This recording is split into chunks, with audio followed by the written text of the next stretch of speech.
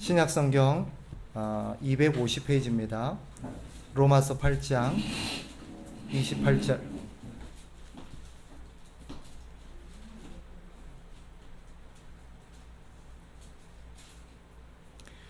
한 목소리로 우리 같이 읽읍시다. 로마서 8장 28절 시작. 우리가 알거니와 하나님을 사랑하는 자 곧 그의 뜻대로 부르심을 입은 자들에게는 모든 것이 합력하여 선을 이루느니라. 아멘.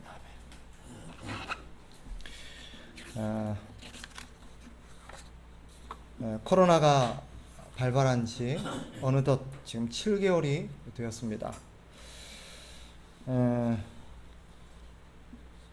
초창기에 한 3월 정도쯤이었던 걸로 기억합니다. 제가 이 코로나에 대해서 살짝 의견을 한번 말씀드린 적이 있었고, 또 코로나를 어떻게 이해해야 될 것인가 하는 부분에 대해서 한번 나눈 적이 있었습니다. 아직까지도 이 코로나와 관련해서 우리가 어떻게 이해하고 또 이 시대 속에서 우리는 어떤 태도로 살아가야 될 것인지에 대한 분명한 답을 찾았다든지 또 생각이 정리되었다라고 말하기는 어렵습니다. 그럼에도 불구하고 이 시점에 다시 한번 우리가 코로나에 대해서 또 그 이후에 우리의 삶에 대해서 교회가 또 신자가 어떻게 생각하고 살아가야 될지에 대해서 생각해 보는 것은 필요하겠다라는 판단 하에서 지금까지 생각들을 다시 한번 정리하고 또 이후에 우리가 어떻게 시대를 준비해야 될지를 한번 생각할 수 있는 기회가 되었으면 하는 마음에서 이 주제를 준비했습니다. 분명한 것은 이 코로나가 역사에 또 우리 시대의 중요한 하나의 분수령이 된 것은 틀림없습니다. 우리가 이 역사를 나눌 때 예수 그리스도의 탄생을 기점으로 나누죠, 그죠? 그래서 예수 그리스도의 탄생을 기점으로 해서 그 전을 기원 전이라고 말하고 그 이후를 기원 후라고 말합니다. 그리고 그 기원 전을 우리가 표기하기를 BC라고 보통 표기를 해요. 그리고 기원 후를 AD라고 표현합니다. 그런데 이 코로나 이후에 우스갯소리 같은 표기법이 나왔습니다. 이 BC가 이제는 원래는 Before Christ라 해가지고 예수 그리스도 오시기 전이라는 표현인데 이제는 Before 코로나로 바뀌었어요. 그래서 BC를 Before 코로나 이렇게 표현하거나 하고 AD를 원래는 Anno Domini 주후 이런 뜻인데 이것이 이제 어떻게 바뀌었느냐 After Disease 이래가지고 질병 후 이렇게 바뀌었어요. 사람들이 이렇게 불러요. 그만큼 이 코로나가 우리 사회에 주는 파장과 어떤 시대에 있어서 중요한 분수령이 되었다는 것은 틀림없는 사실인 것 같습니다. 이 코로나에서 많은 사람들이 어려움을 겪고 또 여러 염려와 근심을 갖고 있는 것은 틀림없는 사실입니다. 그런데 우리 그리스도인들 역시도 이 코로나로 인해서 또 달라진 우리의 신앙의 패턴과 삶으로 인해서 또 걱정과 염려하는 분들이 적지 않게 있는 것 같습니다. 정리해보면 우리 그리스도인들이 이 코로나와 관련해서 또 새롭게 우리가 접하게 될 이 포스트 코로나 그 이후의 시대에 대해서 갖고 있는 질문들이 몇 가지 있습니다. 한 세 가지로 정리해 볼 수 있는데 첫째는 이런 거죠. 코로나와 같은 이 인류적 대재앙이 발생하게 된 그 원인, 이유가 뭐냐? 바꿔 말하면 이런 질병들이 우리 가운데 만연되고 이제는 팬데믹에 이르도록 이 질병이 세계적으로 확산되게 되는 그 원인, 그 이유가 뭐냐라는 데 대한 생각. 또 한 가지는 도대체 이 코로나가 언제 끝날 것인가? 세 번째는 그러면 앞으로 우리는 어떻게 신앙생활을 해야 되는가 하는 데 대한 그런 의문들을 사람들이 갖게 됩니다. 오늘 말씀은 이 질문과 관련해서 성경이 우리에게 뭐라고 가르치는지에 대해서 좀 정리를 해보려고 합니다. 성경은 우리에게 우리의 삶의 많은 영역에서 답을 주고 있습니다. 물론 모든 영역에 아주 세심하고도 디테일한 어떤 답을 주는 것은 아니에요. 그러나 우리의 삶에 있어서 우리가 맞닥뜨릴 수 있는 여러 가지 문제에 대해서 우리는 어떤 태도와 어떤 기준, 어떤 원리를 가지고 살아가야 될 것인지에 대한 중요한 어떤 지침들을 주는 것은 틀림없는 사실입니다. 그러면 성경이 이와 관련해서 우리에게 뭐라고 말하느냐? 먼저 이런 코로나와 같은 이 팬데믹적 대재앙과 관련해서 성경은 몇 가지로 그 원인을 밝히고 있습니다. 그리고 사람들 역시 그런 주장을 합니다. 첫 번째는 이런 것들이 죄로 만연된 이 세상을, 이 시대를 향한 하나님의 심판이라는 견해입니다. 전통적으로 교회는 각종 재난이나 재앙적 전염병이 창궐할 때마다 하나님의 심판으로 받아들였습니다. 그 근거는 신명기 28장에 보면 심판의 일환으로 전염병이나 재난이 있을 것을 성경이 우리에게 말했기 때문입니다. 예를 들면 이런 말씀이죠. 15절에 신명기 28장 15절에 보면 이런 말씀이 있습니다. 네가 만일 내 하나님 여호와의 말씀을 순종하지 아니하여 내가 오늘 내게 명령하는 그의 모든 명령과 규례를 지켜 행하지 아니하면 이 모든 저주가 내게 임하며 내게 이를 것이니 21절에 여호와께서 내 몸에 연병이 들게 하사 내가 들어가 차지할 땅에서 마침내 너를 멸하실 것이며 이런 질환들이 심판의 일환으로 우리에게 주어질 수 있음을 성경이 분명히 가르칩니다. 저는 이 코로나 역시 하나님의 심판적인 일환일 수 있겠다라는 생각도 합니다. 그러나 모든 사람에게 반드시 그런 것은 아닙니다. 왜냐하면 우리들 가운데 정말 하나님 앞에 신실한 믿음의 사람들도 코로나에 걸릴 수 있습니다. 그리고 여러 가지 재난과 질병과 사고로 인해서 목숨을 잃을 수도 있습니다. 그러니 모든 경우에 이런 재난이나 어떤 질병들이 하나님의 심판이었다라고 속단하기는 조심스럽습니다. 그러나 분명히 누군가에게는 어떤 부분에 있어서는 그런 측면이 있음은 저는 믿습니다. 두 번째, 이런 재앙적인 전염병과 재난들이 말세의 징조라고 보는 견해입니다. 즉 하나님이 약속하신 재림의 때가 가까웠다는 거죠. 주님이 다시 오실 때가 가까웠다. 수많은 사람들이 또 수많은 기독교인들 그런 주장을 합니다. 근거가 있습니다. 왜냐하면 예수님께서 주님이 다시 오실 때가 가까웠을 때 속칭 말세가 가까이 오면 여러 가지 징조가 나타날 텐데 그 징조 중에 하나로 무엇을 얘기하셨냐면 전염병을 얘기하신 바가 있습니다. 누가복음 21장 11절이에요. 곳곳에 큰 지진과 기근과 전염병이 있겠고 또 무서운 일과 하늘로부터 큰 징조들이 있으리라. 우리 주님이 가까이 오셨고 주님이 오실 때가 임박했음을 나타내는 여러 징후들 중에 하나로 뭘 얘기한 거예요? 전염병.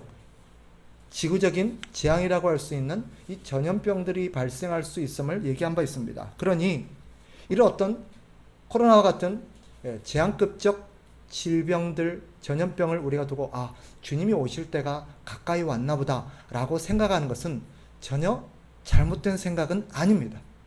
오히려 이런 것들을 계기로 인해서 하나님이 우리의 영혼을 경성시키고 다시 한번 아니라고 그런 잠자는 우리의 영혼에 하나님께서 어떤 나팔로서 우리를 일깨우는 그런 효과가 있을 수 있음을 저는 생각합니다. 세 번째, 이런 것들이 타락한 세상에 주어진 하나의 자초한 결과라고 보는 견해입니다. 세상이 하나님의 말씀대로 살지 않았고 하나님의 창조 질서를 무시한 데 대한 자연스러운 결과라는 거예요. 즉 우리가 저질러 놓은 그 대가로 우리가 이런 질환과 재앙들을 경험하게 된다는 것입니다. 저는 분명히 그런 측면이 있다라고 생각합니다. 사실 우리가 지금 겪고 있는 세계적인 어떤 재앙들, 재난들, 질병들, 전염병들은 사실 어떻게 보면 우리가 자초한 거라는 것이 틀림없습니다. 분명한 것은 우리가 여기 이런 모든 것들을 고려하고 생각할 때 놓치지 말아야 될 분명한 진리 한 가지가 있습니다. 성경이 가르치는 명백하고도 분명한 진리. 그건 뭐냐? 이 땅에서 발생하는 모든 일은 예외 없이 코로나를 포함해서 이 모든 일은 하나님의 주권 아래에서, 하나님의 주권적인 결정 아래에서 일어난다는 거예요.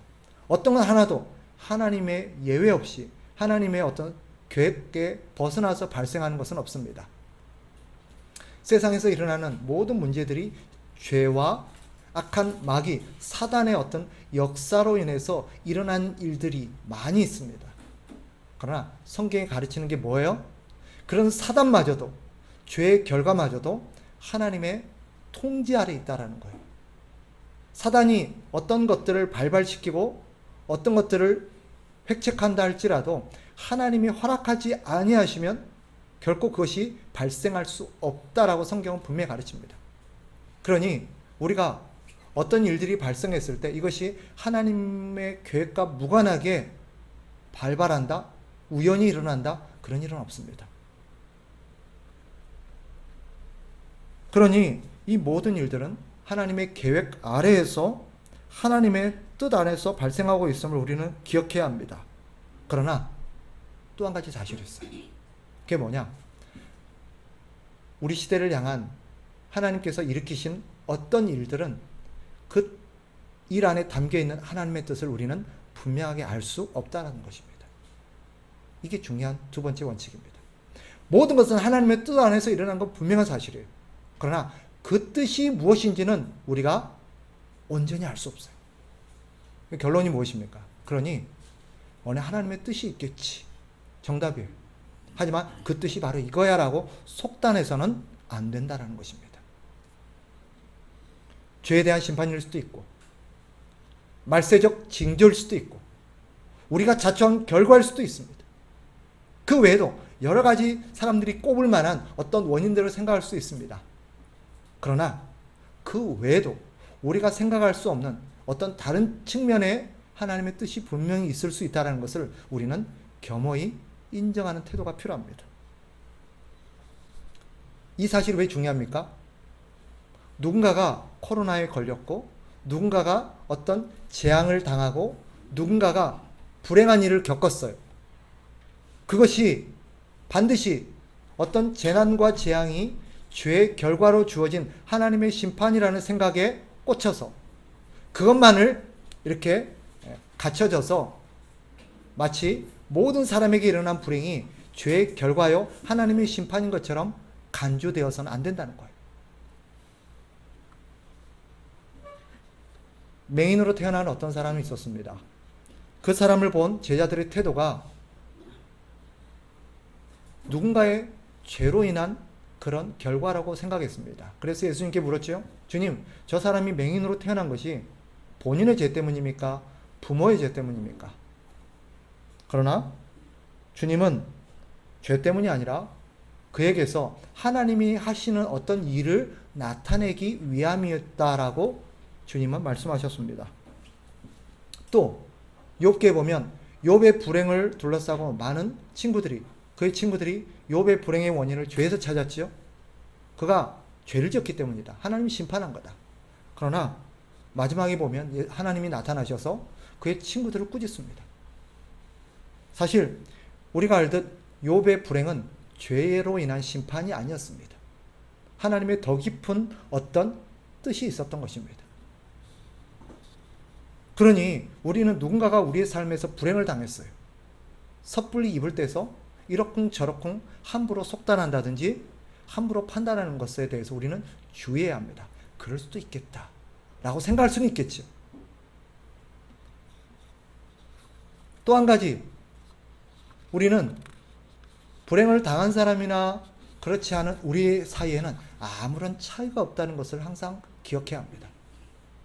저 사람이 불행을 당하고 나는 그 불행에서 모면을 한 것은 저 사람이 나보다 더 죄가 많다든지 나보다 훨씬 어떤 못한 삶을 산 결과로 평가해서는 안 됩니다.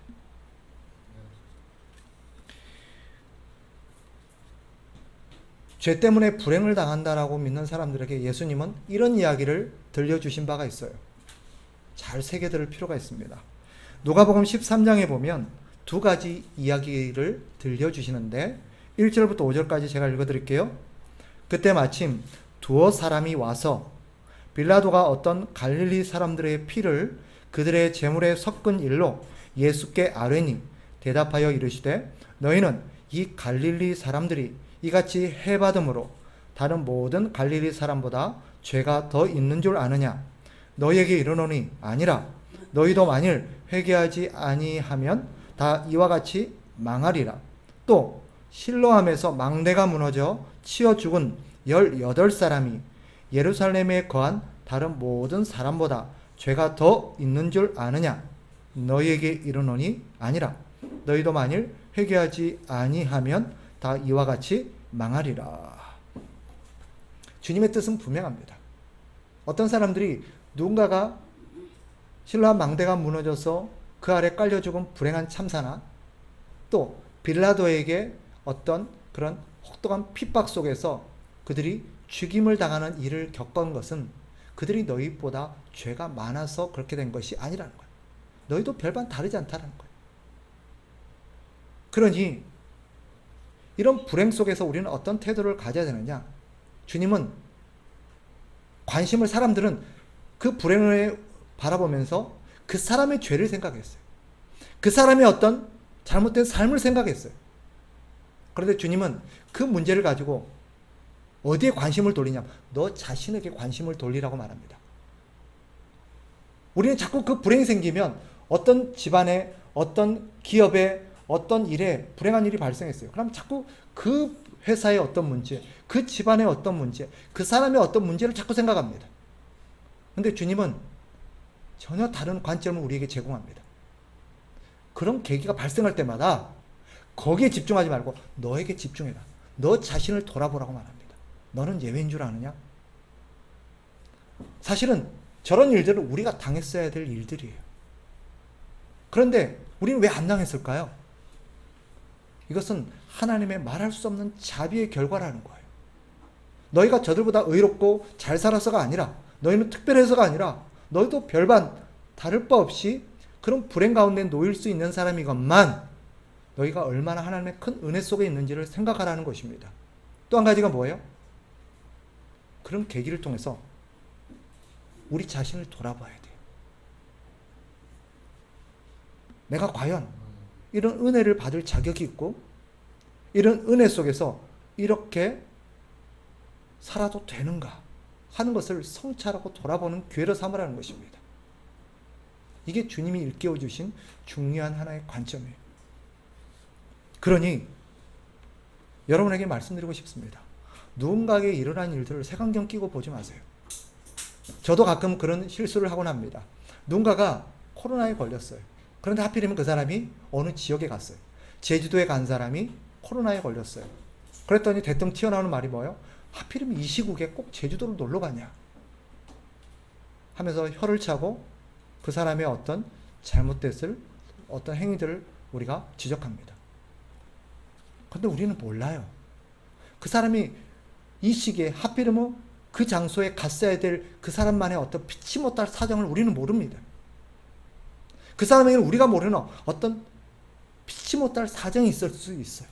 그런데 우리는 이 모든 걸 다 제외해버리고 결과만 봐요.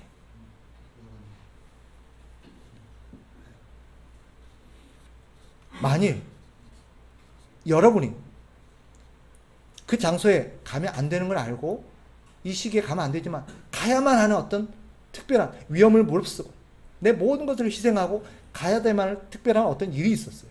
그런데 갔어요. 불행한 일이 생기지 않기를 바랬는데 그것에 감으로 인해서 불행한 일이 발생했어요.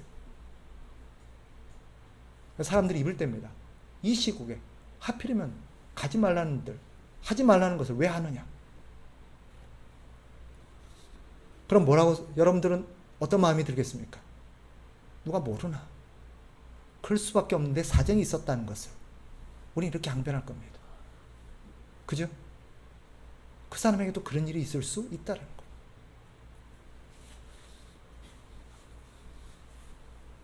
우리는 희생자에 대해서 색안경을 끼고 바라보기보다 오히려 이런 계기를 통해서 우리가 더 조심하고 우리가 더 자신을 살피면서 더 지혜롭게 살아가는 일에 대해서 고민해야 합니다. 사람들이 묻습니다. 이 코로나가 언제 끝날까? 언제 끝날까요? 모르죠, 그죠? 대답은 모른답니다. 그런데 전문가들이 열에 열다 하는 말이 있습니다. 뭐냐? 이 코로나는 결코 끝나지 않을 거라고 말합니다. 우리가 코로나가 발발했을 한 3월 달만 해도 잠깐 스쳐가는 과정, 언젠간 이것이 끝나겠거니라고 생각했습니다. 그러나 사태가 이 시점쯤 되고 보니, 이 지경이 되고 보니 사람들이 비로소 깨닫습니다. 끝나지 않을 수도 있겠구나.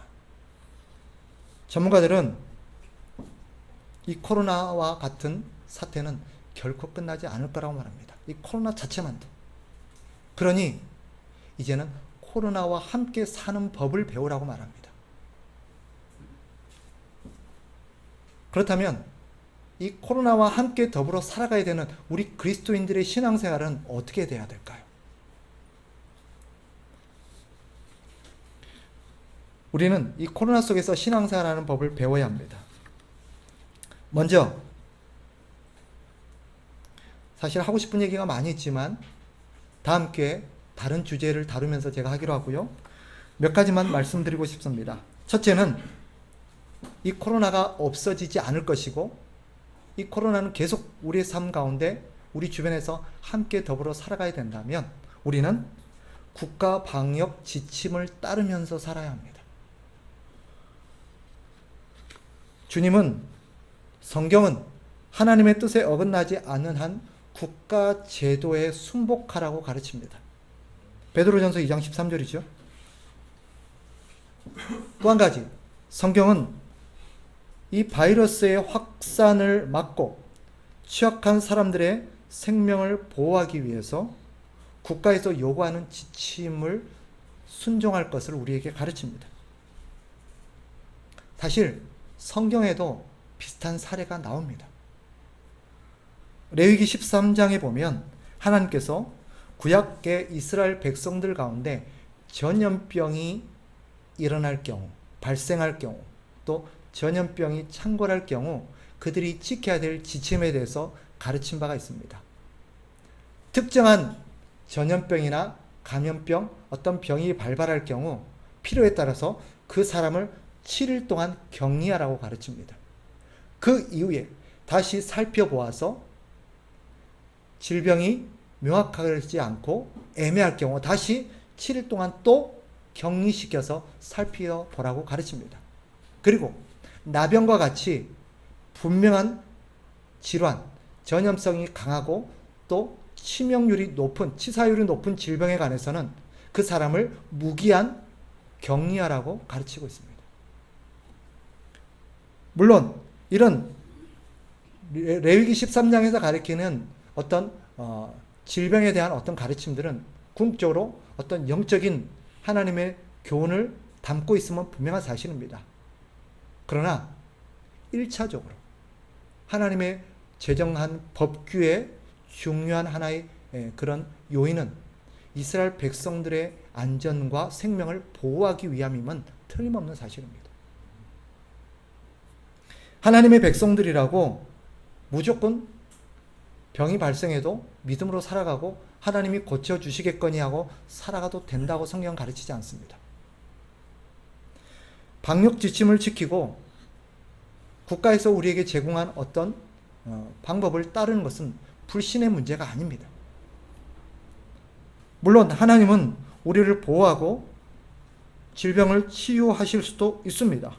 그러나 많은 경우, 거의 대부분의 경우 하나님께서는 하나님이 우리에게 주신 일반 은총, 우리의 지혜를 사용하여서 각종 의료기술과 우리에게 허락되어지고 개발되어진 방역법에 따라서 우리가 이 질병들을 퇴치해 나가고 극복해 나가도록 하나님은 역사하십니다. 그러니 두렵다고 어떤 것 따르지, 예를 들어서 우리가 믿음 없다고 어떤 사람들이 마스크를 끼고 예배를 줄여나가고 모임에 나오지 않고 어떤 방역 기준을 따르는 것을 불신이나 믿음 없는 사람으로 간주해서는 안 됩니다. 그것은 결코 바른 믿음이 아니에요.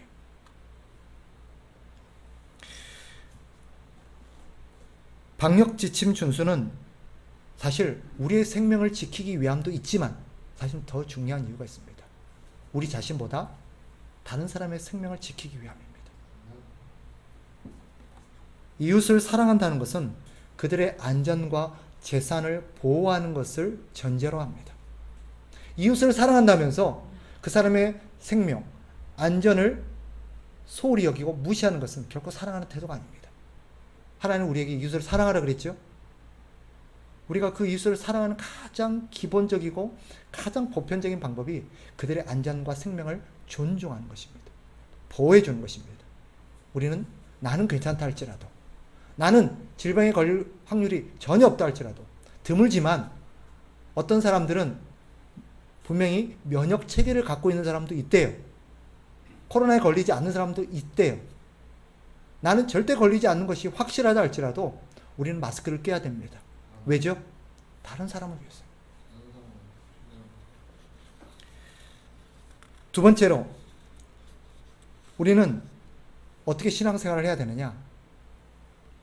우리는 이웃을 돌아보고 이웃을 돌보는 일에 힘을 기울이며 신앙생활을 해야 합니다. 왜냐?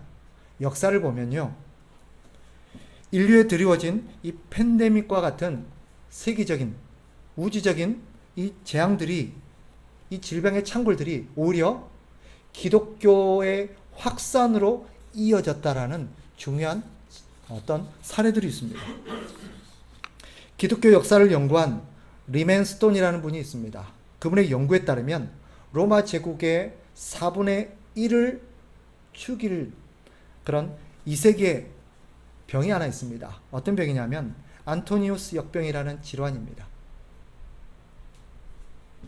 그런데 이 질환으로 인해서 기독교가 급속히 확산되어지고 많은 사람들이 이 예수 그리스도를 영접하는 일들이 발생했다는 거예요. 그 이유가 뭔가 했더니 그 당시 사람들이 역병을 어떻게 이해되냐면 그 당시 그리스와 로마 사람들은 그리스 로마 신화를 믿고 있었기 때문에 이런 창궐하는 질환들이 어떤 변덕스럽고 화가 난 신들의 어떤 저주, 신들의 어떤 행동이라고 생각을 했습니다. 그러나 그리스도인들은 그런 질병 속에서 죽어가는 사람들, 병자들을 돌아보면서 이것이 그런 신들의 장난이 아니라 살아계신 하나님의 말씀을 떠나서 우리가 하나님의 창조 원리를 따르지 않는, 하나님께 불순종한 이 세상에 초래된 자연스러운 결과요. 하나님은 이 세상을 바로잡기를, 고치고 회복하시기를 원하신다는 것을 당신의 삶들을 통해서 보여줬던 거예요. 그들을 치료하고 돌보고 하면서 그들을 통해서 살아계신 하나님의 사랑과 섭리가 그들에게 계시되었던 것입니다. 더 유명한 키프로스 역병이라는 게 있습니다. 이것은 사실은 더 큰 피해를 초래했었는데 이때도 역시 기독교가 급속히 폭발적으로 성장하는 기회가 되었습니다. 이유는 같습니다. 기독교인들이 자신의 생명을 돌보지 않고 많은 환자들 돌아보고 그들을 이렇게 간호해 주었기 때문입니다. 우리가 아는 것처럼 1527년 패스트가 전 유럽을 휩쓸었습니다. 유럽의 3분의 1이 죽었죠. 이때 그 질병은 독일을 덮쳤습니다. 마틴 루터는 도망쳐서 스스로의 생명을 보호하라는 그런 요청을 듣게 됩니다. 그러나 그는 그런 요청에 거부하고 끝까지 남아서 환자들을 돌보게 됩니다. 그가 도망치지 않는 바람에 그의 딸이었던 엘리자베스가 역병으로 죽임을 당합니다. 그 가운데 이 마틴 루터는 크리스천은 이런 역병에서 도망쳐야 되는가라는 글을 기고하게 됩니다. 그 글에 보면 이런 대목이 실려 있습니다. 우리는 우리의 임지에서 죽는다. 크리스천 의사들은 그들의 병원을 버릴 수 없고, 크리스천 관리들은 그들의 구역에서 도망칠 수 없고, 크리스천 목사들은 그들의 회중을 버릴 수 없다. 역병이 우리의 의무를 희석시킬 수 없다. 오히려 우리의 의무를 우리가 죽을 준비를 해야 할 십자가로 돌린다.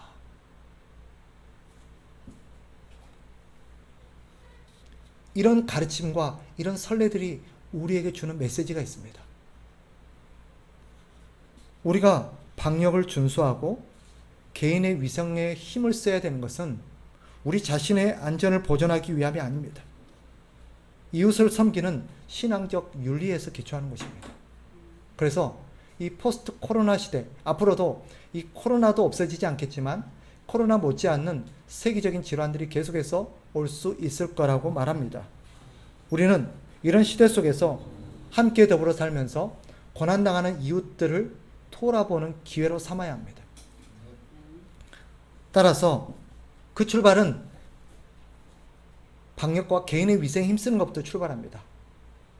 마스크를 껴고 손을 자주 씻고 또 여러 가지 소독과 여러 가지 안전에 우리가 힘쓰는 것입니다. 대중교통을 이용할 때도 마스크를 착용하고 대중교통을 이어가시고, 공중보건시설이나 여러 가지 시설할 때도 마스크와 개인 위생에 우리가 신경을 씀으로써 혹여나 나로 인해 초래될 수도 있는 이웃의 안전 위험들을 우리는 다 우리가 조심해서 예방해야 합니다. 자가격리가 필요한 시점이 이르게 된다면 우리는 스스로 자신을 자가격리함으로써 다른 사람의 생명과 안전을 지켜야 합니다. 또 필요하다면 대가를 치르더라도 어떻게 하면 우리가 이웃을 더 잘 돌아볼 수 있을 것인지에 대해서 고민해야 합니다.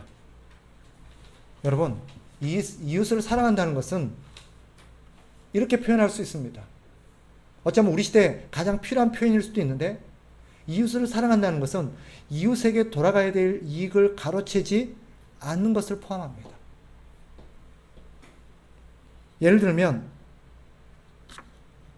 어떤 이기적인 생각에서 식료품이나 각종 식품들, 마스크와 같은 이 필수품들을 사재기함으로써 이웃이 필요한 것을 구하지 못하게 하는 일들이 발생해서는 안 됩니다. 그래서 저는 우리 그리스도인들에게 당부하고 싶어요. 적어도 우리 그리스도인들은 충분한 양이 공급되어져서 그것을 비축하고 자신의 어떤 안전을 도모하는 것은 나쁜 것이 아니지만, 그로 인해서 다른 사람들에게 돌아가야 될 양이 없어진다든지 다른 사람이 필수적으로 갖춰야 될 부분들을 우리가 막게 되는, 방해하게 되는 요인이 된다면 우리는 절대 사재기하면 안 돼요. 하나님이 기뻐하시는 믿음은 자신의 유익을 구하는 게 아니라 다른 사람의 유익을 구하는 것입니다.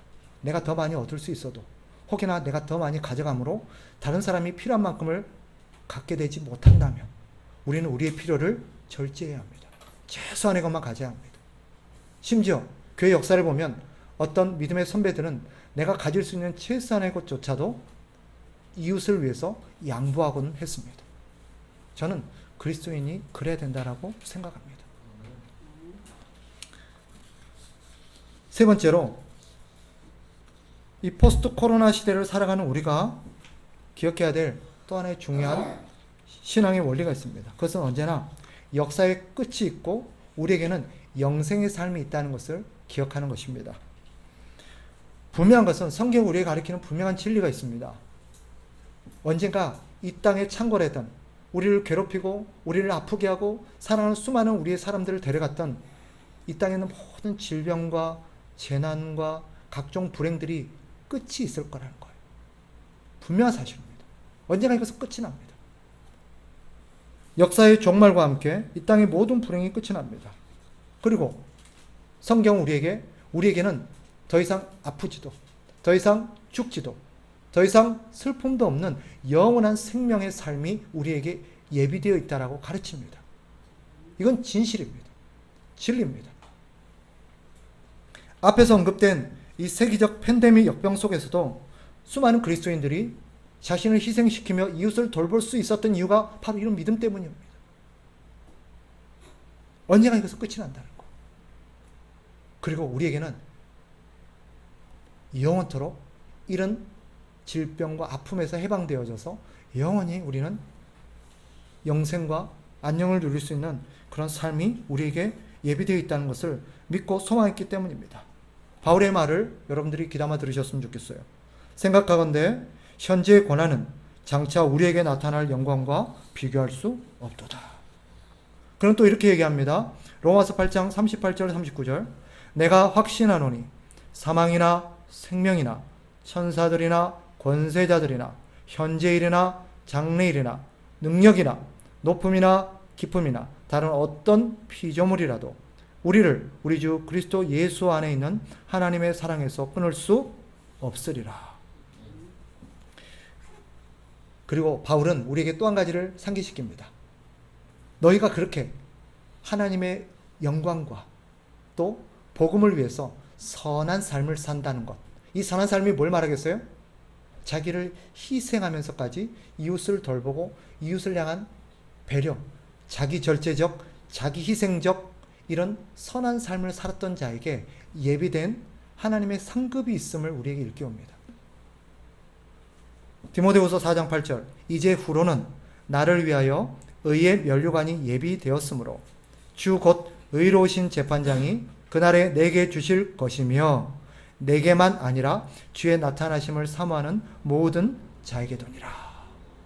언젠가 역사가 끝이 있고 이 모든 질병이 끝이 나고 우리에게 좋은 세상, 우리가 그토록 꿈꾸고 고대하던 그런 어떤 복락의 그런 에덴적인 어떤 생활의 삶이 우리에게 예비되었음을 믿고 그날에 우리 주님이 우리에게 가져다 주실 이 복락과 상급을 기대하는 모든 사람들에게 하나님이 반드시 상급이 있을 거라는 거예요. 하나님은 새하늘과 새 땅이 올 것을 우리에게 약속하셨습니다. 그리고 그 땅에는 코로나도 없고 어떤 재난도 어떤 질병도 없습니다. 우리가 두려워하거나 염려하거나 슬퍼해야 될 그 어떤 것도 없습니다. 이 땅에서의 한정되는 거예요. 그리고 이 땅에서의 그 역사는 언젠가 종말을 구하게 될 것입니다. 주님의 약속을 믿으십시오. 계시록 21장 3절 4절 하나님이 그들과 함께 계시리니 그들은 하나님의 백성이 되고 하나님은 친히 그들과 함께 계셔서 모든 눈물을 그 눈에서 닦아 주시리니 다시는 사망이 없고 애통하는 것이나 곡하는 것이나 아픈 것이 다시 있지 아니하리니 처음 것들이 다 지나갔음이로라. 아멘. 말씀을 정리하겠습니다. 그러니 저는 여러분에게 이렇게 권하고 싶습니다. 이 코로나 시대 이런 바른 믿음과 바른 이해를 가지고 여러분들은 살아가야 합니다. 근데 이런 이해를 여러분만 가지 마시고 이런 이해를 가지고 이웃 속으로 좀 들어가십시오. 이웃 속에 들어가서 그 이웃에게 소망을 심어주십시오.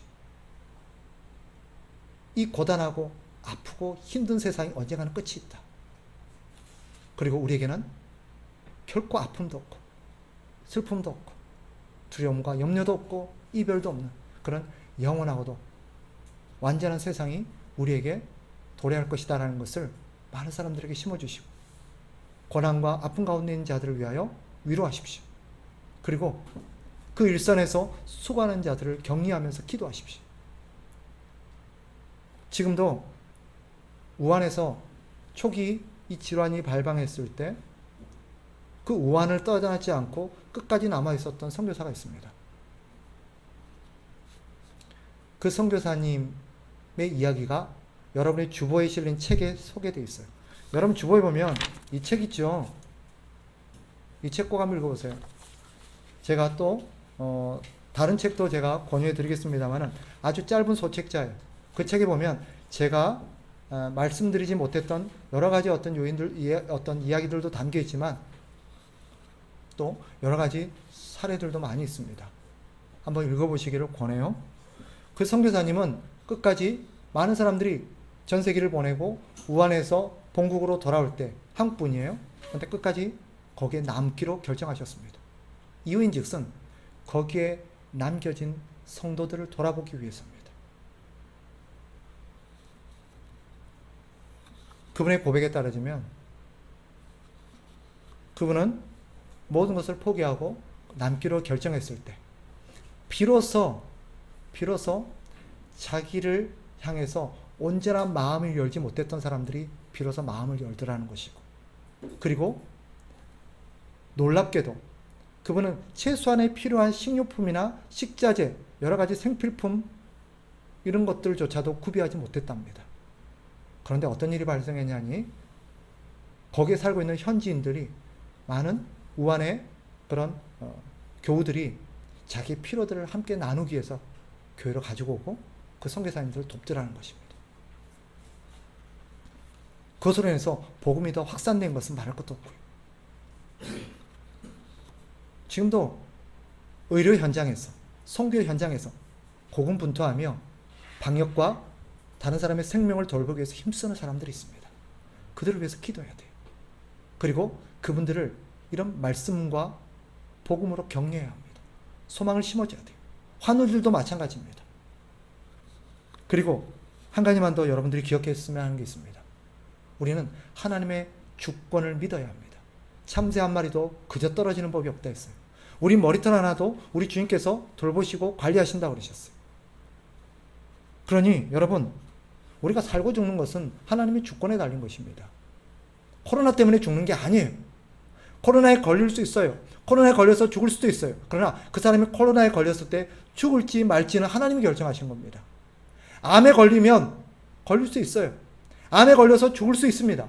그러나 하나님의 말씀이 진리임을 믿는다면 암에 걸려서 죽을지 말지는 하나님이 결정하시는 거예요. 우리는 하나님이 죽으라 할 때까지는 절대 죽지 않습니다. 하나님이 내게 내 삶을 마감하고 나를 하나님이 부르실 때까지는 우리는 죽을 수가 없어요. 그래서 우리는 담대해야 합니다. 많은 환자들 속에서 환자들을 돌보면서 소망 가운데 살았던 믿음의 선배들이 그런 믿음이 있었습니다. 나는 절대 죽지 않는다. 하나님이 나를 부르시기 전까지는. 이 질병이 나를 죽일 수 없다. 라는 믿음이 있었어요. 저는 우리 그리스도인들이 그런 믿음으로 살아갔으면 좋겠습니다. 옥하는 목사님이 그랬어요. 돌아가시면서 옥하는 목사님의 장남인 아들이 옥성호 형제가 하나님께 살려달라고 기도해 보세요 라고 했습니다. 그때 옥하는 목사님이 그런 얘기를 했어요. 내가 이 땅에서 남아서 할 일이 있다면 하나님 나를 살려주실 거다. 그러나 이 땅에서 내 할 일이 끝났다면 하나님은 내가 아무리 기도해도 나를 데려가실 거다. 헨리 마틴이라는 분이 있습니다. 31살에 역병으로 세상을 떠난 분입니다. 그분은 모슬렘 권에 가서 성경을 번역하는 일을 하다가 돌아가셨는데, 그분이 결국 31살의 젊은 나이에 죽었지만 죽기 9개월 전에 많은 사람들이 그의 어떤 여러 가지 건강과 안전을 우려하면서 그 땅을 벗어나기를 바랬어요. 그때 헨리 마틴이 했던 중요한 얘기 중에 하나 이런 것입니다. 만일 주님이 내게 맡기실 일이 있다면 나는 죽지 않을 것이다. 이게 그리스도인의 믿음이에요. 그래서 그리스도인은 죽음을 두려워하지 않습니다. 여러분, 다시 말씀드리는데 코로나가 여러분을 죽게 하는 게 아닙니다. 암이 여러분을 죽게 하는 게 아니에요. 사고가 여러분을 죽게 하는 게 아닙니다. 하나님이 여러분의 삶을 그렇게 결정하셨기 때문이고 하나님이 여러분을 부르셨기 때문입니다. 이 사실을 믿고 담대하게 살아가는 저와 여러분이 되시기를 주의 이름으로 축복합니다. 기도하겠습니다. 하나님 아버지, 코로나로 인해서 혼란스러워하고 또 염려하고 두려워하며 앞으로의 삶을 고민하는 많은 하나님의 백성들에게 하나님 아버지요, 용기를 주시고 믿음을 주시고 소망을 주시고 담대한 마음을 허락하여 주옵소서. 그리하여서 우리가 환경에 휘둘리거나 어떤 상황 때문에 두려워서 움츠릴 것이 아니라 하나님 믿음으로 담대하게 살게 하되 우리가 마땅히 해야 될 일들을 하면서 그렇게 용기 있게 살아가는 우리 그리스도인들이 될 수 있도록 도와주시옵소서. 예수 그리스도 이름으로 기도합나이다. 아멘.